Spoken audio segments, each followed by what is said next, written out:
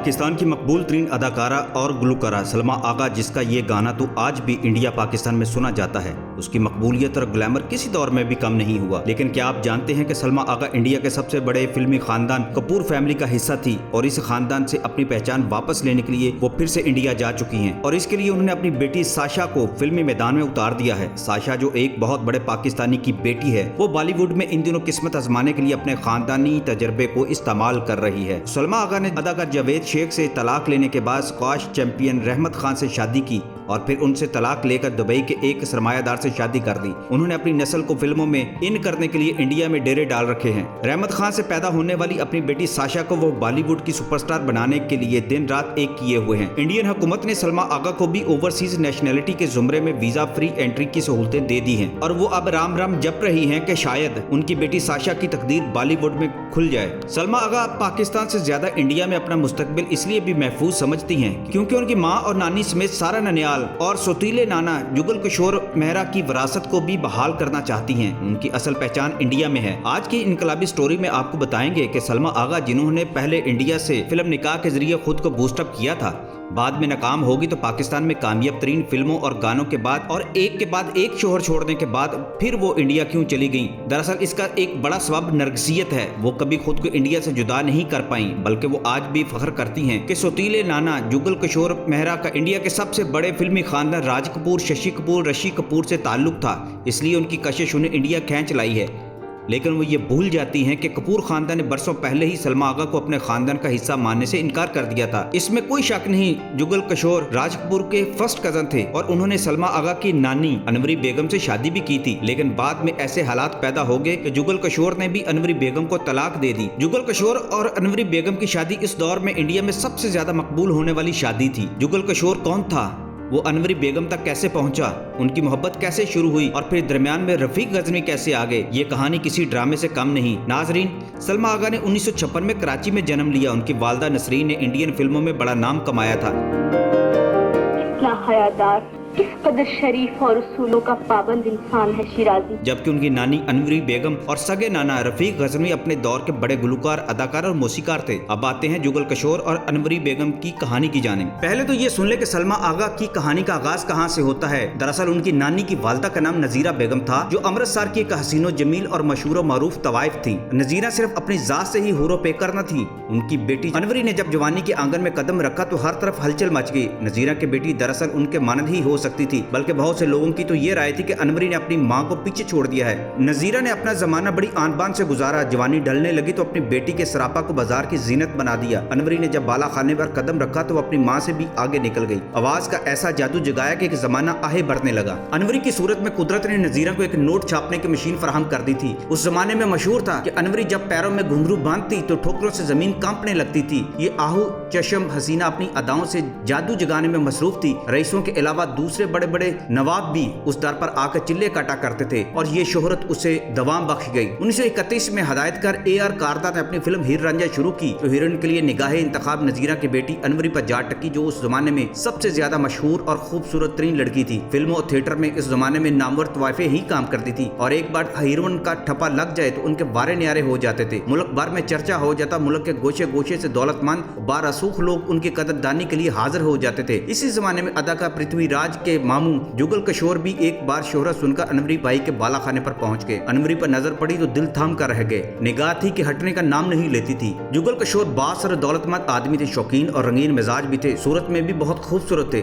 उन्होंने अनवरी को हासिल करने की तरकीबें सोचनी शुरू कर दी। उन्होंने नजीरा बेगम से बात की। नजीरा तो दुकान सजाए बैठी थी। ग्राहक आए और वो नफा कमाए, मोल तोल हुआ, सौदेबाजी हुई और आखिरकार पैसे तय हो गए। जुगल किशोर को पैसे की कमी न थी, मुंह मांगा मोल अदा करने पर आमादा थे, मगर अनवरी को ना जाने क्या सूझी कि उसने ये शर्त लगा दी कि मुझे हासिल करने की कीमत अदा करनी होगी। उन्होंने खजाने का मुंह खोल दिया, मगर अनवरी की दो शर्तें थी। जुगल किशोर को शादी करनी होगी और दूसरी शर्त, शादी से पहले मुसलमान होना पड़ेगा। जुगल किशोर तो मजहब इश्क के मानने वाले थे, उन्हें दूसरे मजहब से क्या लगाओ। उन्होंने इस हसीना बेमिसाल को हासिल करने की खातिर मुसलमान होना कबूल कर लिया। जुगल किशोर का इस्लामी नाम सुलेमान अरशद रखा गया। इस तरह अनवरी ने एक काफर को मुसलमान कर लिया। निकाह के बोल पढ़वाने के बाद कुछ अरसे अनवरी और सलमान मियाँ बीवी की तरह जिंदगी बसर करते रहे, मगर ये पुरसकून जिंदगी अनवरी को रास न आई। कुछ अरसे नाच गाने से परहेज किया, मगर फिर अनवरी ने अपना काम शुरू कर दिया। सलमान के घर में होते हुए ये सब कुछ नहीं हो सकता था, इसलिए अनवरी ने एक तरकीब सोची। अनवरी के ऊंचे हलकों में ताल्लुकात की कमी न थी, हर जगह उसकी रसाई और पजीराई थी। उसने इधर उधर के तार हलाए और अपने शोहर को रेडियो में आला ओहदा दिला दिया। इस तरह सलमान को एक मसरूफियत मिल गई और अनवरी की राह की रुकावट भी दूर हो गई। जुगल किशोर अलमारूफ सलमान अरशद को मौसीकी से भी न सिर्फ लगाव था, बल्कि वो इसके इसरार और रमूज से भी वाकिफ थे। एक अच्छे और शानदार शख्सियत के मालिक थे,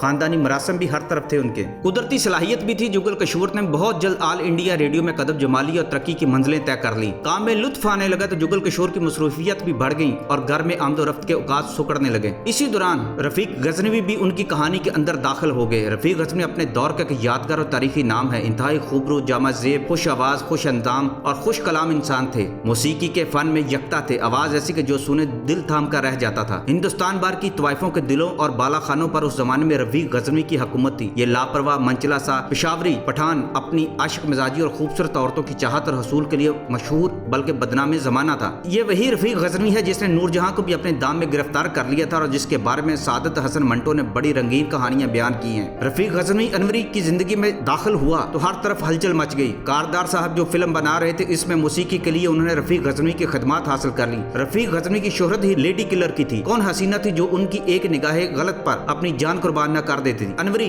रफीक गजनवी के शहर में ऐसी गिरफ्तार हुई कि दिल और जान हार बैठी। एक तरफ अनवरी का फिल्म के हीरो से रोमांच चल रहा था तो दूसरी जान मौसीका रफीक गजनवी के हमरा प्यार के झूले झूले जा रहे थे। जुगल किशोर ने सुना तो आग बगुला हो गया। उसने अपनी बीवी पर रोक टोक शुरू कर दी। नजीरा को दरमियान में डाला गया, मगर रफीक गजनवी का जादू अनवरी के सर पर चढ़कर बोल रहा था। वो उसके इश्क में अंधी हो चुकी थी। जब घर वालों और शोहर ने पाबंदियां लगाई तो अनवरी घर से फरार होकर रफीक गजनवी के पास पहुंच गई। नौबत थाने कचहरी तक जा पहुंची। अनवरी का कहना था कि वो औलाद की ख्वाहिशमंद है, जबकि उसका शोहर जुगल किशोर इस सलाहियत से महरूम है। बहुत बदनामी हुई, स्कैंडल बने, चर्चे हुए, मगर अनवरी ने जुगल किशोर से तलाक हासिल करके ही दम लिया और फिर रफीक गजनवी से शादी कर ली। इस किस्म की औरतों को बच्चों खसूसन लड़कियों की बहुत तमन्ना होती है जो उनका नाम और उनका काम जारी रख सके, इसलिए वो एक बंजर जमीन के मानिंद फसल से महरूम नहीं रहना चाहती थी। रफीक गजनवी और अनवरी का मिलाप बहुत जल्द बारावर हुआ। अनवरी को खुशखबरी मिली कि वो मां बनने वाली और उसकी खुशी की इंतहा न रही। उसके यहाँ जो बेटी पैदा हुई उसका नाम जरीना रखा गया। ये जरीना बाद में जरी भी कहलाई और पारो जी के नाम से भी मशहूर हुई। जरीना